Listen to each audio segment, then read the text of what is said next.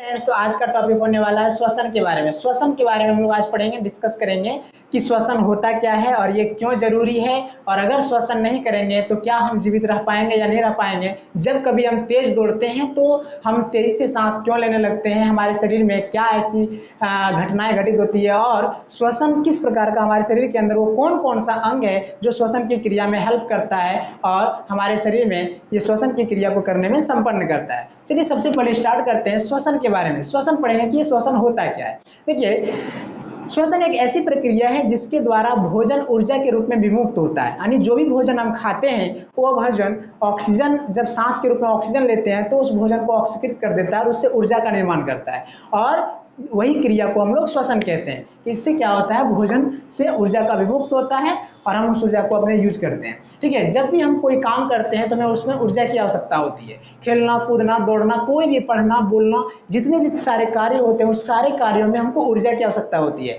और यह जो ऊर्जा है सो भोजन से प्राप्त होता है। लेकिन जब हम श्वसन की क्रिया करते हैं, जब हम सांस लेते हैं तो जाकर के वह भोजन ऑक्सीकृत होता है और वह ग्लूकोज कार्बन डाइऑक्साइड में कन्वर्ट होता है, तब जाकर के ऊर्जा का निर्माण होता है। इसीलिए हमको श्वसन लेना जरूरी है। अगर हम श्वसन नहीं करते हैं तो ऊर्जा का निर्माण नहीं हो पाएगा और हम कोई भी कार्य को नहीं कर पाएंगे। अब हम पढ़ेंगे कि वो आखिर कौन कौन सा अंग है और कैसे कैसे वहां से ये होता है। देखिए, ये श्वसन की क्रिया दो प्रकार का होता है, एक होता है बाह्य श्वसन, एक होता है अंतः श्वसन। बाह्य श्वसन का मतलब हुआ कि जो बाहर में वातावरण है उसमें जो ऑक्सीजन गैस है वो शरीर के अंदर ले जाना, कोशिका तक पहुंचा देना और फिर वहां से बाहर कर देना, बस इतना सा काम को बाह्य श्वसन कहते हैं। इसमें कोशिका तक ऑक्सीजन को पहुंचाना और बाहर करना ही ये बाह्य श्वसन का काम होता है। अंतः श्वसन में क्या होता है, अंतः श्वसन में ऑक्सीजन कोशिका के अंदर प्रवेश करता है और वहां पर ग्लूकोज, कार्बन डाइऑक्साइड और जल का निर्माण होता है, इसको अंतः श्वसन कहते हैं।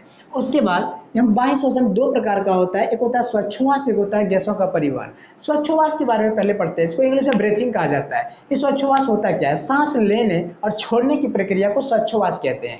इसमें बाहरी वातावरण से जो ऑक्सीजन है वो फेफड़ा और फेफड़ा से फिर बाहर निकालने तक का कार्य से संपन्न होता है। अब ये दो प्रकार का होता है, एक होता है प्रश्वास, एक होता है उच्छ्वास। प्रश्वास का मतलब होता है कि जब हम सांस अपने नाक के द्वारा शरीर के अंदर ले जाते हैं, फेफड़े तक पहुंचाते हैं, तो उसको बोला जाता है प्रश्वास। सांस लेने की प्रक्रिया को प्रश्वास कहा जाता है और सांस छोड़ने की प्रक्रिया को उच्छ्वास कहा जाता है। इसमें हम सांस को शरीर से बाहर छोड़ते हैं। प्रश्वास में हम लोग ऑक्सीजन लेते हैं, उच्छ्वास के समय हम लोग कार्बन डाइऑक्साइड छोड़ते हैं। अब हम लोग पढ़ेंगे गैसों का परिवहन। गैसों का परिवहन, इसमें क्या होता है कि ऑक्सीजन खून के साथ मिल करके और नली के द्वारा कोशिका के अंदर घुसता है और कोशिका के अंदर क्रियाएं होती है जहां पर कार्बन डाइऑक्साइड का निर्माण होता है, ग्लूकोज और ऊर्जा भी बनता है। ठीक है, और इसके साथ जल का निर्माण होता है। तो वह जब ग्लूकोज, कार्बन डाइऑक्साइड और जल बनता है तो कार्बन डाइऑक्साइड फिर खून में मिलकर और फिर वो नलिका के द्वारा फेफड़े में आता है और फेफड़े से फिर शरीर के द्वारा बाहर निकल जाता है।